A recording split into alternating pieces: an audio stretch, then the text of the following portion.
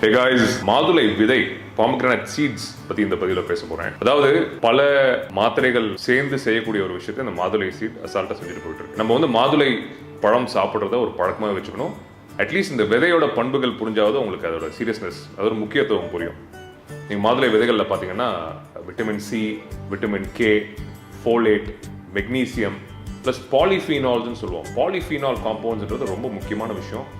உடம்புல வந்து பல உறுப்புகள் சீராக வேலை செய்யறதுக்கும் சரி, இன்ஃபேக்ட் கேன்சர் வர்றது குறைக்கிறதுக்கும் சரி, பல நல்ல விஷயங்கள் இந்த பாலிஃபீனால் காம்பவுண்ட்ஸ் பண்ணும். முதல்ல வாதம், அதாவது ஆர்த்தரைட்டிஸ்ன்னு சொல்கிறோம் இல்லையா, முட்டியாக இருக்கட்டும், இடுப்பாக இருக்கட்டும், சில பேருக்கு முடக்குவாதம், ருமட்டாய்டு ஆர்த்தரைட்டிஸ்.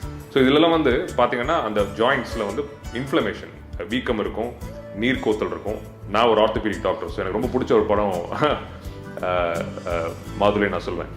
நன்றி நண்பர்களே.